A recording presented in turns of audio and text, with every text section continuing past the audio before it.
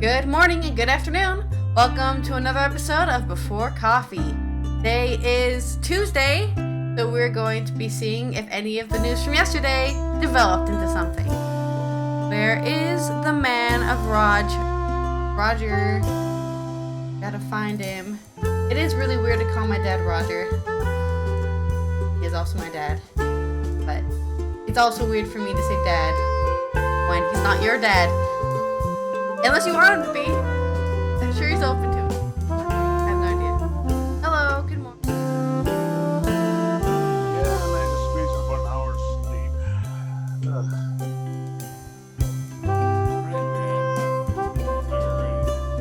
Alright. Today on Or Coffee. Italian oil firm Eni faces lawsuit alleging early knowledge of climate crisis. Catastrophic Congo flooding kills more than 400 people. EU urged to tighten spyware safeguards in wake of Pegasus revelation. Russia pares back Victory Day events as attacks happen move. Germany's regional leaders demand more financial support for refugees.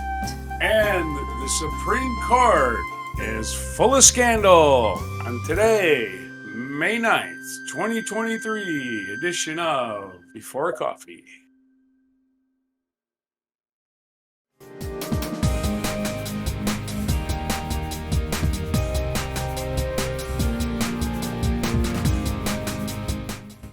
Alright, our first news story here is coming out of Italy.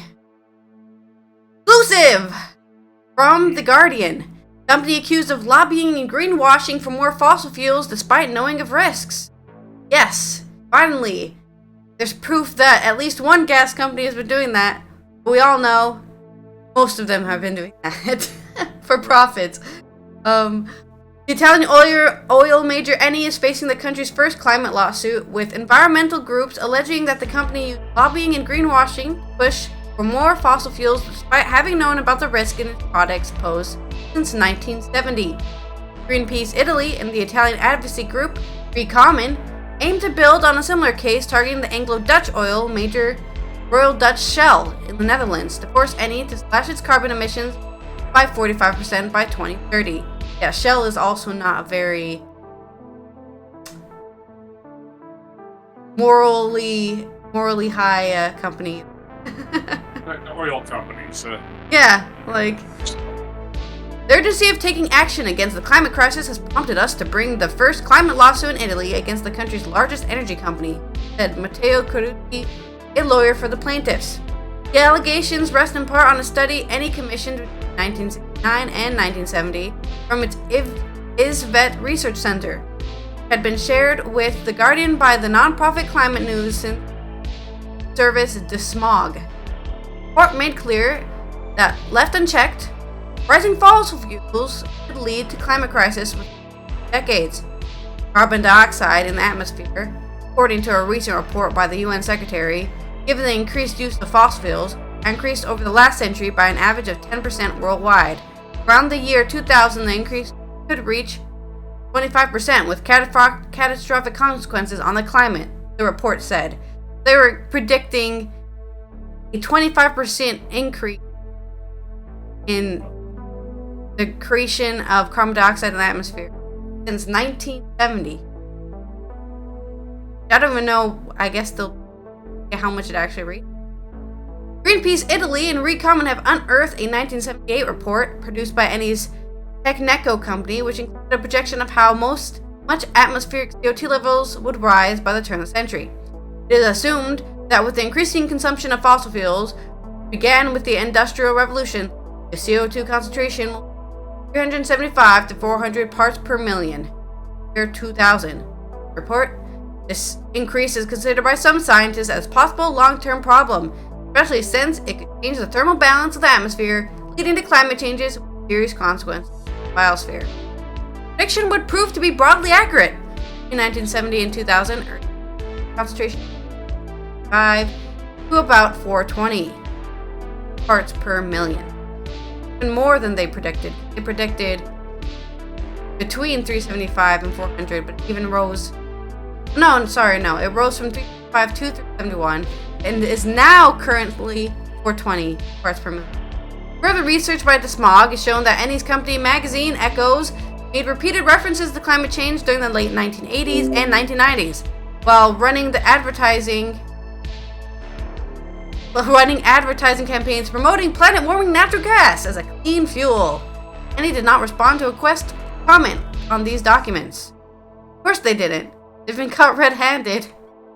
Like literally saying, yeah, we're destroying the planet, but hey, make money. Yeah, These findings reinforce and add to the pattern found in previous research. Oil majors understand the catastrophic effects their products would have on the world, yet failed to warn the public, concealed their knowledge, denied the problem, and obstructed efforts to solve it, said Ben Franta, a senior research fellow at the Oxford Sustainable Law Program. Like other fossil fuel companies, Ennie might ultimately be held accountable in court for this pattern of deception and harm. With a market capitalization of nearly 49 billion or 39 billion pounds, Ennie typically appears the world's top dozen richest oil companies. In 2022, Ennie reported a profit of 14.12 billion, up to 9.9 billion from 2021, probably because everyone was staying home. Somehow. The company operates from more than 60 countries and at the level of oil and gas sector, from exploration and drilling to petrochemical manufacturing. Ennie ranked 24th among the global oil and gas majors for cumulative carbon dioxide and methane emissions from 1950 to 2018, according to an analysis by Climate Accountability Institute. The Italian case also bears a resemblance to a swelling number of consumer fraud lawsuits against big oil states, cities, and municipalities in the U.S. The Supreme Court in April declined appeals by ExxonMobil, Chevron, and Suncor Energy to move 5 of these cases from state to federal courts. In April 2020, the Italian Competition Authority said it had fined Ennie about $5.5 million for misleading consumers with green claims in a diesel fuel ad campaign. Last year, an environmental group filed a complaint, Organization for Economic Cooperation and Development, an intergovernmental body, alleging that Ennie's plan to increase oil production ran contrary to its goal of reaching net zero emissions by 2050. That case is pending. Your story. right on. Let's hold them oil companies' feet to the fire. In other climate news, catastrophic. This is from New York Times. Catastrophic Congo flooding kills more than 400 people. Days after the flooding began, survivors are still pulling victims from the rubble and mud. Thousands have been left homeless. More rain is likely in the coming days.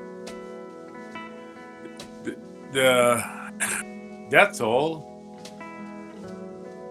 of last week's deadly floods and landslides in the Democratic Republic of Congo climbed more than 400 people, the government said on Monday, as rescue workers and family members searched through debris and mud for victims and survivors of the disaster.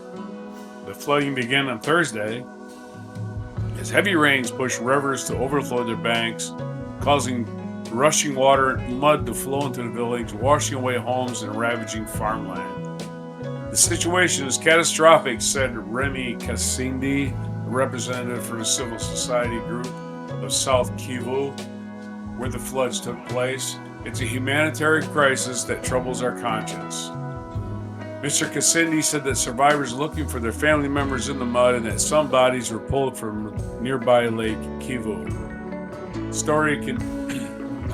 Nearly 3,000 families were left homeless by floods and landslides, with houses damaged or destroyed, the UN Office for the Coordination of Humanitarian Affairs said.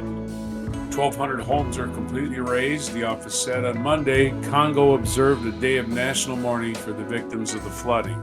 Before the flood, people from the region had traveled to the area to sell agriculture products at market there, making it harder to count the total number of missing, rescuers said. On Monday, bodies were still being pulled out of the rubble. Several news media outlets reported that the authorities had to bury the bodies in mass graves. Dr. Denis Mukwege, a Congolese winner of the Nobel Peace Prize in 2018, pleaded on Twitter for the dead to be treated with dignity. Exhume the bodies, identify them by DNA, and bury them individually and not in mass grave, he wrote. The floods hit the Kili territory of South Kivu, and specifically the villages of Bushu and Nyamkubi. The area affected by the floods had welcomed thousands of displaced people from the province of Nordic Kivu, which has been plagued by fighting between the Congolese army and rebel forces. While the dry season for this region is fast approaching, the next 10 days look likely to have more rainfall, some of which could be higher than normal. Any rain, above average or not, that falls in the already saturated ground could increase the risk of flooding because the land and rivers already have abundant water and rainfall has nowhere to go. The area is also mountainous, increasing the risk of landslides. The villages are next to the shore of Lake Kivu, which separates Congo from Rwanda. Last week, more than 120 people were killed in devastating floods and landslides caused by heavy rains in western Rwanda. So we're adding up to 120 people killed in Rwanda by the same system. On Saturday, during a visit to Burundi, the United Nations Secretary General Antonio Guterres said the floods were yet another illustration of accelerating climate change's disastrous impact on countries that have done nothing to contribute to global warming. Experts have said that while linking specific events to climate change requires extensive analysis, climate change has made extreme rainfalls more frequent and intense. Well, that's a cop-out, saying that, oh yeah, well, you can't blame it specifically. That's a cop-out, dude.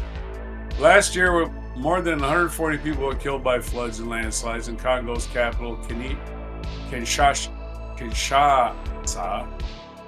in Central Africa, as the region has recently been affected by deadly floods. Local and international charities have provided help to the area, trying to bring food and health assistance to prevent the spread of waterborne disease. Cholera is endemic in the area, the United Nations said. Doctors Without Borders strengthens its presence to help the wounded, and Red Cross is deployed in search of bodies and help with organization and burials. If you need to send money or help, just send it to the International Red Cross. In other not related to this news, the EU urged to tighten spyware safeguards in the wake of Pegasus revelations. A special European Parliament committee voted on Monday for a temporary ban on the sale, acquisition, and use of spyware, while the bloc draws up common EU standards based on international law. A moratorium would be lifted only on strict conditions, including independent investigations into the abuse of spyware in the EU. A committee report found that Hungary and Poland's nationalist governments had weakened and eliminated safeguards on spyware, effectively leaving victims without any meaningful remedy. MEPs also raised questions about the use of spyware in Spain and Greece, while voicing concerns that many EU member states had created a safe haven for spyware industry, often in violation of union laws and standards. Although non-binding, the vote is one of the most comprehensive responses by lawmakers yet to the Pegasus project. Revelations by a consortium of journalists that governments were using powerful spyware to target domestic opponents, foreign politicians, and investigative reporters. The lead author of the report, Dutch centrist MEP Sophie in 't Veld, said all member states were guilty of silence on this issue. In an interview with The Guardian ahead of the vote, she said EU leaders had failed to hold Hungary and Poland and other states to account on spyware. What's happening is not a technical issue. It's so basic. Opposition, scrutiny, criticism, dissent. These are vital elements of a democracy, and they're being throttled, and everybody is quiet about it. I find it shocking. Veteran MEP accused national governments of hiding behind the argument that national security is not in the purview of the EU. It may well say in treaties that national security is a national competence, but that is not a blank check for violating the rights of our citizens or destroying democracy. This is true. The EU specifically has a charter protecting human rights. You can actually go to the EU court, and if your country is breaking your human rights, you can go there and sue your government under the EU for the breaking of human rights. So they may not have power or like an army to like beat you up, but they still have power enough to enforce their regulations, like human rights, like the human right of not being spied on by your government and everything you've ever done being whatever. She highlighted how EU governments appear to have granted export licenses enabling spyware companies to sell their wares to repressive regimes by EU laws against such trade. According to a report, a company based in Greece said to be exporting its products to Sudan, Bangladesh, Madagascar, and at least one Arab country. While in France, 2 firms are being prosecuted for exporting surveillance technology to Libya, Egypt, and Saudi Arabia. In its resolution, the Pegasus Committee said such actions were a severe violation of fundamental rights and a gross violation of EU export rules, namely the dual-use regulation. It prohibits the sale of products that can be used by authoritarian regimes to repress their own people. Yeah, that makes sense.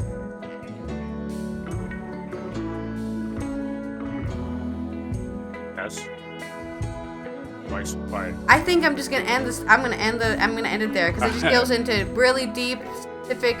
France did this, and Spain did this, and Greece did this. I don't care. Point is, those states were doing this. They're releasing programs that were spying on not only other countries and helping them continue their, whatever regimes they were running in their countries, but they're also using it themselves, right? The next 15 paragraphs talking about how Spain and Greece, Morocco, a bunch of them were using spyware to basically kill their opposition. Not kill them, sorry. Defeat their opposition in the spy. Yeah, it's the spy. So. Spy. They're spying, man. Nobody trusts anybody. One government has been held accountable, so that's their next goal. Their goal is to make sure that not one victim of spyware abuse is suffering, and that they're awarded justice, and that a government is held accountable. Done. On to your story. Good luck with that, everybody. If you're squabbling. In Russia news, they had their May Day parade, as it used to be on May Day. For some reason, it's on May 8th now. So, I'm just going to give the New York Times updates, because this speech ended 3 hours ago. Okay, speech ended about 3 hours ago. He spoke for 10 minutes. So, Russian force. This is Vladimir Putin's big celebration. Russian forces rolled out air defense systems, anti-ballistic missile systems, and armed vehicles Tuesday, but there was no advanced tanks or other equipment. There were also no fighter jets or military airplanes flying over the sky. The troops have emptied out of Red Square to make way for the parading of heavy-duty equipment, including a T-34 tanks used against Nazi Germany. This parade has featured less heavy equipment than years past. Together with leaders of 6 other former Soviet republics, Putin walked down to Alexander Gardens to lay flowers at the tomb of the unknown soldier, a memorial dedicated to Soviet troops killed in World War II. Just one tank was present at Red Square for this year's Victory Day commemorations, an old Soviet T-34 with no modern tanks on display. So kind of a pathetic show. Yeah.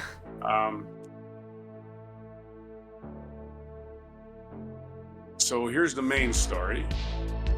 President Vladimir Putin struck a defiant but largely familiar tone on Victory Day, where Russia celebrates the Soviet triumph over Nazi Germany, declaring on Tuesday that a real war has been unleashed against our motherland again, and vowing to prevail in Ukraine. Oh, it's been unleashed. Oh my God. People buy this crap? Mr. Putin's address on Moscow's Red Square, which featured few surprises, came hours after loud explosions rang out in Kyiv, the Ukrainian capital, as Ukrainian air defenses intercepted cruise missiles in the fifth large-scale Russian aerial attack aimed at the city this month. No casualties or damage were immediately reported. With Russia's military mired in Ukraine and making little progress in Mr. Putin's war aims, the celebration of Victory Day was more muted than years past. Maybe the getting our ass kicked day should be probably the name of it. I mean, they're not getting their asses kicked, but you would think by now, comparatively, they would be somewhere besides, boy, we really suck at this war thing. At least 20 cities toned down commemorative events because of security concerns related to the war, and major celebrations like the Immortal Regiment, in which ordinary Russians take to the streets with photos of World War II veterans, have been canceled. In the past few months, Ukraine has stepped up attacks on Russian-controlled territory and even appeared to target some military installation in Russia. Appeared to. We don't even know. It could have been Russian internal forces that did it. That has made Russia's military and political leaders uneasy about whether their forces are ready for an unexpected Ukrainian counter-offensive. Here's what to know. Mr. Putin did not depart from his usual talking points during his 10-minute speech, which he previously used to air grievances, repeat propaganda, and blame the United States and Western allies for stoking conflicts. The annual parade of military vehicles this year appears to feature less heavy equipment than years past. The situation in Russia-occupied areas of southern Ukraine, where Russia is preparing for Ukrainian counteroffensives, had become one of confusion, defiance, and scarcity. Residents said gas stations were running out of dry, grocery store shelves were running dry, grocery store shelves were emptying, and ATMs were out of cash. The victory over Nazi Germany in World War II has long held deep importance in Russia, and with its rhetoric and around the invasion of Ukraine in February of last year, Putin has sought to connect the two conflicts. Good luck with that. You were not invaded, Mr. Russia. You invaded someone else. Your story. It's just so crazy to me that they're still playing victim all the time. Oh my God. Yeah. There's Russian-speaking people. We must unite them with us. Douchebags. All right. Sorry, editorializing again. In a similar vein, or because of Russia, Germany and its regional leaders are demanding more financial support for refugees from, of course, the conflict. German lawmakers are at loggerheads over how to manage the number of refugees coming into the country. Loggerheads. You know this is written by a British person. What? Loggerheads? Never heard that. I've never heard that phrase. With regional leaders calling on the government to provide more financial support. On Wednesday, the leaders of Germany's 16 states will meet Olaf Scholz, the chancellor, in Berlin, and call on him to ensure that the federal government takes on more responsibility for immigration, increasing the daily rate allocated to cover the costs of individuals. The meeting will take place amid growing appeals for help from majors and committees across Germany, who say they are failing to cope with feeding, housing, and schooling a growing number of asylum seekers. Representatives will be connected to the conference digitally. About 102,000 people applied for asylum in Germany in the first 4 months of this year, compared with the 218,000 for the whole of last year. Wow, so they're already halfway done, and not even halfway through the year. The amount to an increase of 78% of the same period last year. This is in addition to around 1 million refugees who have arrived from Ukraine since February 2022, including 350,000 children. That's a lot of children. Numbers are still considerably lower than the estimated 1 million who arrived during the refugee crisis in the summer and autumn of 2015, but still much higher than in most recent years. Andreas Bovenschulte, the Social Democrat mayor of the northern city of Bremen, appealed to the government to step up. We cannot shoulder the cost of accommodating and looking after people on our own. The government must take more responsibility, at least carry half the cost, said Rainer Hasselhoff, leader of the eastern state of Saxony-Anhalt, said democracy was at stake if the government failed to take control of the situation. The government, in turn, has questioned the calls from regional leaders for increased financial help, voicing the concerns they have previously used money meant to finance refugees for other purposes. The claim has been denied by the regions. One of the issues under dispute is the amount of money the government has paid towards the upkeep of Ukrainian refugees, around 1 million of whom have arrived in Germany since February 2. In an integral paper seen by German media, the government states it spent around $3 billion last year to cover 90% of the social welfare costs for Ukrainians. It says it will increase the contribution to these costs by $2 billion this year. It's going to be $5 billion in total. States say the government is failing to take into account other extensive costs, such as for integration courses, preschool nurseries, and schools. They add that they have also had to deal with an increasing number of refugees from countries other than Ukraine. Costs they are obliged by law to cover entirely. These costs are expected to run about $15.6 billion this year. State finance ministers complain of a huge budget shortfall. In 2016, in conjunction with the Financial Framework Fund Refugees, the government gave the states $9.1 billion, but the figure has fallen to $2.75 billion, the minister says. Next year is due to fall even further to $1.25 billion. Under the current legislation, it is due to stay at that level. At the meeting, the state leaders will argue for a return to a previous model of financing that stopped in 2021. Under the scheme, individuals receive $670 a month, but because of the inflation, the figure should now stand at $1,000, the leaders say. In addition, they would like to see the government pay a set sum of unaccompanied money, as well as completely refunding the cost of housing refugees. The opposition left-wing Die Linke party accused the government of failing to establish a functioning refugee policy. Dietmar Bartsch, its parliamentary leader, urged Schulz to press for more solidarity from the EU partners to allow a fair distribution of refugees across the bloc. Criticized proposals supported by the pro-business FDP erect fences on the EU's outer borders. They will not help, because you can build the fences as high as you like. Migrants will continue to come, and we'll simply lose our humanity by building them, he told broadcaster DLF. So, don't build any walls, there's no point. You're also a landlocked country, so good luck. Your story. All right. Well, more refugee crisis to worry about. But again, you gotta take care of it, man, because sooner or later, Russia's going to have to give up. And you're going to win this war. So hang in there, Germany. It's going to be all right. All right. And the United States is clearly fucked because the Supreme Court's a bunch of crooks. So here's an opinion column from the late, great Maureen Dowd. I shouldn't say that because she's still alive.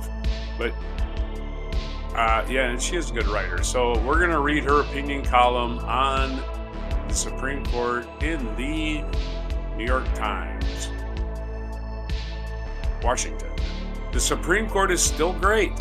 It is the greatest gathering of grievances we've ever seen in the High Court.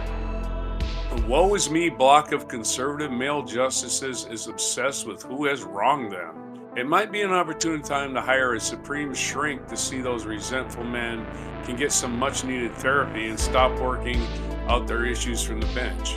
Neil Gorsuch is settling a score for his mother.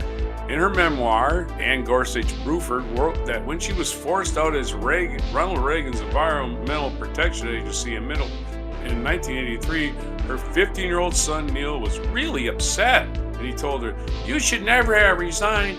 You didn't do anything wrong. You only did what the president ordered. You raised me not to be a quitter. Why are you a quitter?" The scar from that trauma flared as he prepared a moot court brief with classmates at Harvard Law School and tried to add material concerning the EPA that did not fit, according to classmate who talked to the New York Times. Buford was attacked during her tumultuous tenure as an enemy of the environment who slashed rules and spending to gut the EPA. I mean, it was the Reagan administration. They were basically business. EPA, you're getting away. Go away. And then they fired.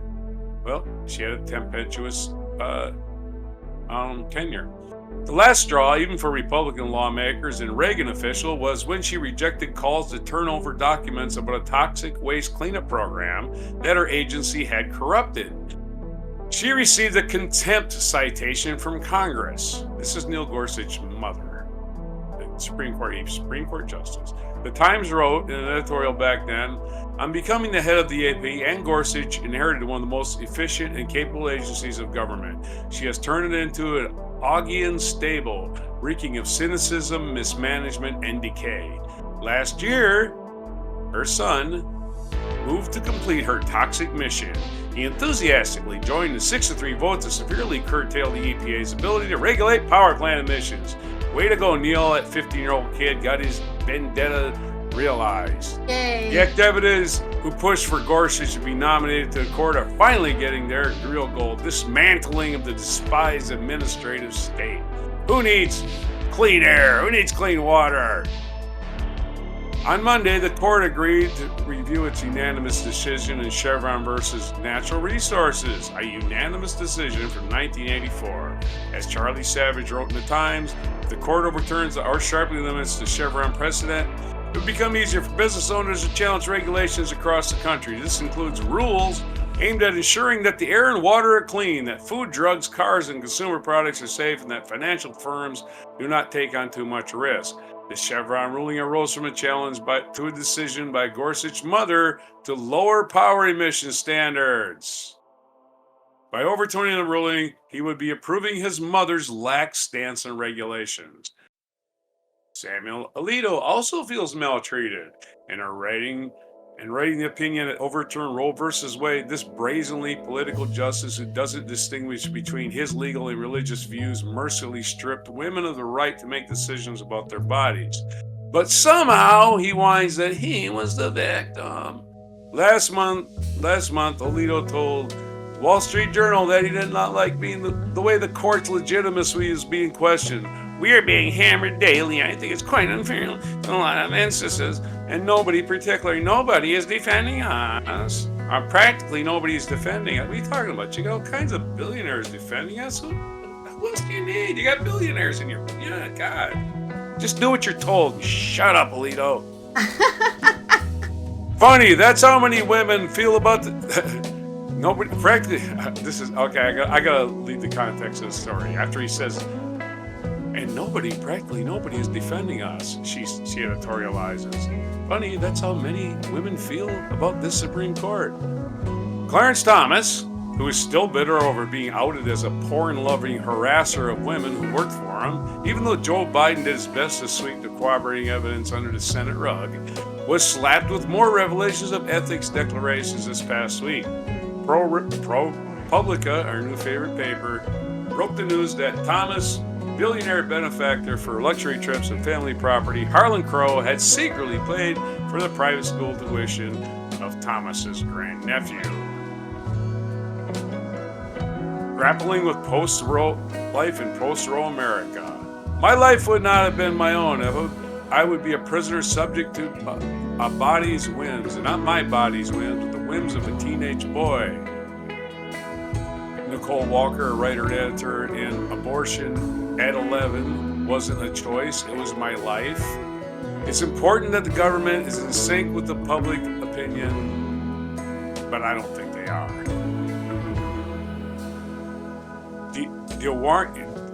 Yarin, one of the participants in the opinion focus group of 12 pro-life voters, stated, sometime soon I'm going to meet a patient who has no ability to leave the state. I'm going to have to tell her that her baby is a legal condition and she's going to have to carry a pregnancy to term against her will.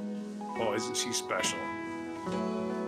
David Hackney, a maternal fetal medicine specialist. I'm a high-risk obstetrician and I'm terrified for my patients. There are more of us than there are of them. That's especially true if American men recognize that their way of life is also under attack. Men also have sex for pleasure. This is not just a woman's issue. You guys are going to get turned out a lot. Mara Gay, a member of the editorial board. The Republican War on Sex says, my fellow pro-lifers also need to make a case, or expectant mothers and fathers too, that their unborn children are like the rest of us, depending and needy person.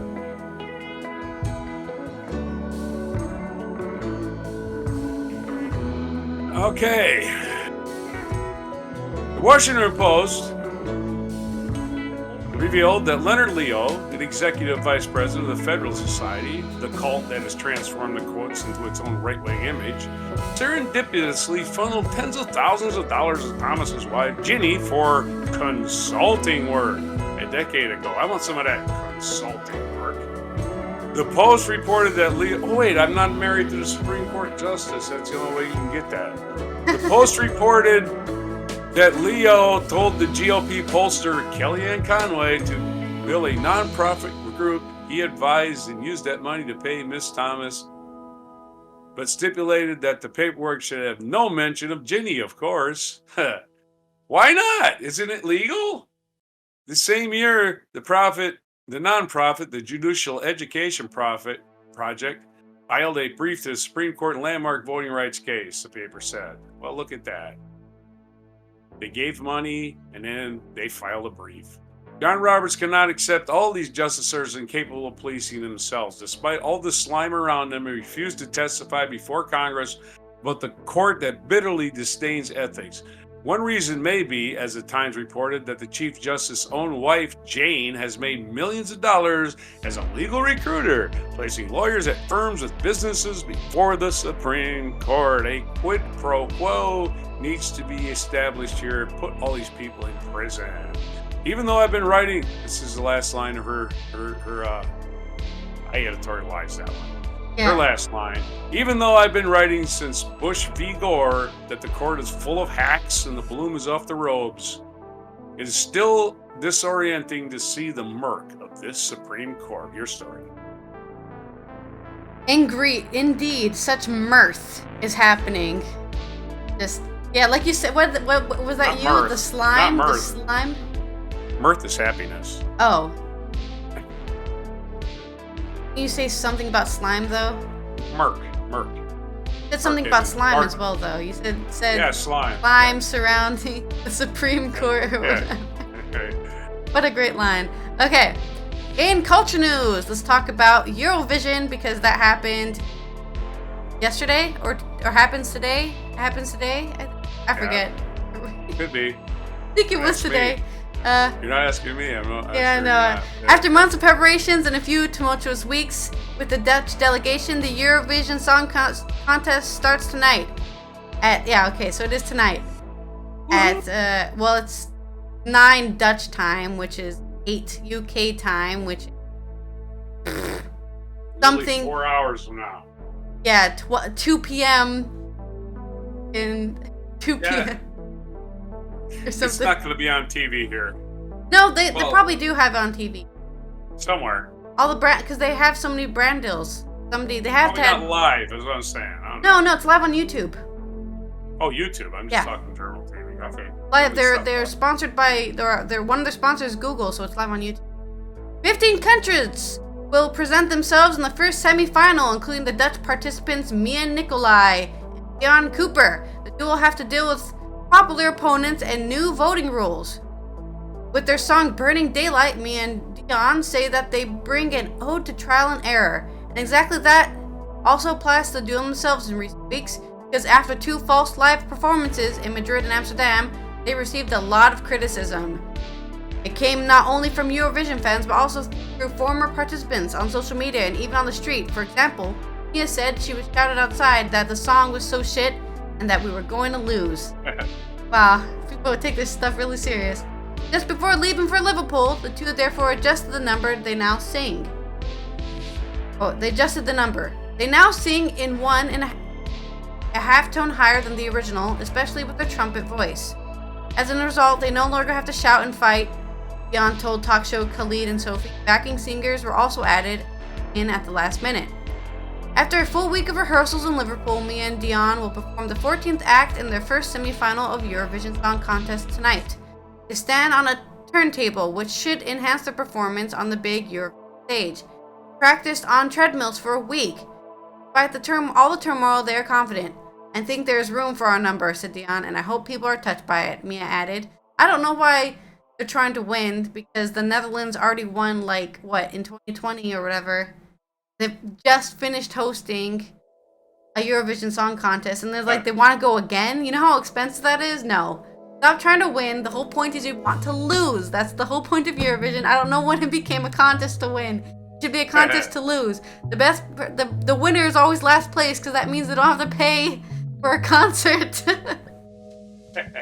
The two are in a semi-final full of bombastic Eurovision bangers with their subdued song. From Croats in underpants to whistling Moldavians and the cha-cha-cha sounds from Finland. 10 of the 15 participants now will go through to Saturday's final. Okay, so the final's on Saturday. I thought the final was today. I thought that was really weird, because why would you have a final on a Tuesday? The chance of getting there is quite high, yet many Eurovision connoisseurs think it will not be an easy job for the Dutch team. Draw anything but favorable of the 2 semifinals, the competition is the strongest in this one. Most all numbers that pass by Deny are high on the favorites list and betting offices. The Netherlands is in 11th place in the list, a place just outside the final. The big favorite tonight, but actually the entire edition, is Eurovision legend Loreen from Sweden. The singer won the festival in 2012 with her song Euphoria, one of the best known and popular Eurovision hits ever to this day. Now takes another shot winning, this time with a number tattoo, the striking act between the LED screens. In recent weeks, the pop song has already entered the European charts, including the Dutch top 40. Her biggest competition comes from Finland. Singer Karaja, I can't say his Cha-Cha-Cha, with a fluorescent green outfit and strapped dancers on stage. The song, a combination of dark techno and pop, is a crowd favorite. So many favorites in the semi-final, and that can sometimes play a major role in the outcome, because for the first time in years, only the viewers at home determine which acts go through on the final on Saturday. In previous years, there were juries in each country that determined half of which country went through. But after 6 of those juries, Azerbaijan, Georgia, Montenegro, Poland, Romania, and San Marino, secretly agreed last year to vote for each other, EBU decided to scrap the jury votes in the semi-final. Still count for the final, though. It's hard to say what the new rules mean for Mia Dion. I think we'll definitely continue with jury votes, said Mia. We're going to do our very best, and then we have to let out go. It'll also be announced tonight at 11 p.m. Dutch time. So, probably... Right on. No, wait, what is that? 11 p.m. Dutch time would be like... No, that would be... 5 like p.m. 2 here. p.m. 5 p.m. in 5 New York. If you're interested in watching Eurovision, go check out the YouTube. Probably just search Eurovision on YouTube. Channel will pop up, and they probably have a whole countdown and a live stream, all sorts of stuff. And enjoy some goofy hijinks that is Eurovision. On to your in this day in history. Like the Super Bowl of kitsch. Hey, yeah, right on. I got something right today. In 1800, this day in history, John Brown was born, American abolitionist, and famous for his assault on Harper's Ferry, Virginia. Was one of the main participating incidents in the American Civil War. He was born in 1800. Happy birthday, John Brown. 223 today. Hope you're doing well. Probably not. I think he was hung. I think he was actually hung. 1860, dramatist J.M. Barrie, known for Peter Pan, was born in Kirriemuir, Angus, Scotland. This day in 1860. Mike Wallace of CBS News and 60 Minutes was born on this day in 1918. In 1936, 7 months after invading Ethiopia and driving Emperor Haile Selassie I into exile, Italy annexed Ethiopia as part of Italian East Africa. What the hell, man? Italy with a land grab in 1936. 1939, American track and field athlete Ralph Boston was the first man to jump more than 27 feet, which is 8.23 meters. He was born in Laurel, Mississippi in 1939. In 1958, Alfred Hitchcock's psychological thriller Vertigo, starring James Stewart and Kim Novak, premiered in San Francisco and became widely regarded as one of the greatest movies ever. In 1960, the U.S. Food and Drug Administration approved the first birth control pill, and it's only a matter of time for this crazy Supreme Court makes that illegal too. The United States, and I'm not kidding, in 1974, the U.S. House Judiciary Committee began formal hearings in the impeachment of President Richard M. Nixon. I am not a crook. I can do a Nixon. I'm not. Yes, I am a crook. I am a crook. I got tapes of me. Great. Let's start a war on drugs that lasts 50 years and imprisons black people. Nixon was awful. The horror film Classic Friday the 13th about the summer camp counselors being hunted by mass killers was released for the first time, the original, in 1980. This day in 2020, rock and roll legend Little Richard passed away at the age of 87. And on this day in 1502, the fourth and final voyage of Christopher Columbus is launched. On this day in 1502, didn't have the names of his ships on this one. At least not in this little blurb. He set sail Guess you're just from gonna have to Cadiz, Google Spain. that yourself. Yeah, he's called the. Maybe he just kept taking the same ships. So let's just do that. And birthdays today: Billy Joel was born in 1949. American musician, in case you don't know, the Piano Man. 1936, Albert Finney, British actor, was born. 1934, Alan Bennett, British playwright, was born. 1874, Howard Carter, British archaeologist, was born. And 1860, Scottish author J.M. Barrie, didn't we just talk about somebody in Scotland being born? Was born. I covered so much. And today, what day is it today? Not as numerous as yesterday, thank God, because there was 30 stinking things yesterday for May 8th. Not so many today.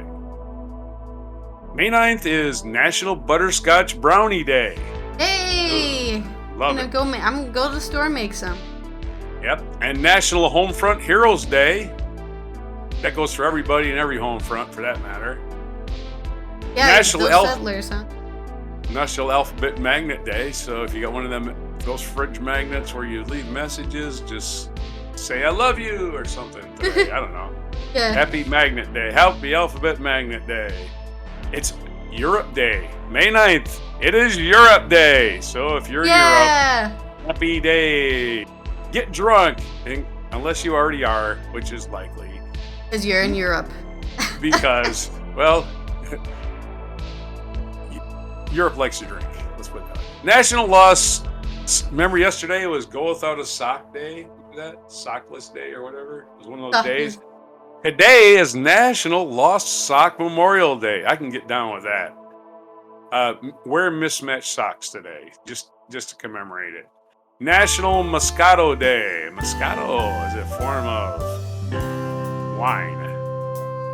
We have to drink, make butterscotch brownies. In Europe. And wear mismatched socks. National Sleepover Day. And National Sleepover Day also coincides with losing a sock. So there you go. Those are your days. I must have left my today. sock at Stacy's house. Oh shit. I need to get drunk and go to Europe. Okay. Moscato. Get some Moscato. All right. That's today. Oh, you wrap it up. I'll wrap it up. All right, and that's been Allison from Europe, I guess, getting drunk, wearing mismatched socks, and going to a sleepover. And I hope to see you tomorrow for some more news from Europe. Well, you got Eurovision. You can do that while you're losing a sock. Exactly. And this is Roger, losing socks in the United States on a regular basis without any alcohol helping me whatsoever on May 9th, 2023 edition of Before Coffee.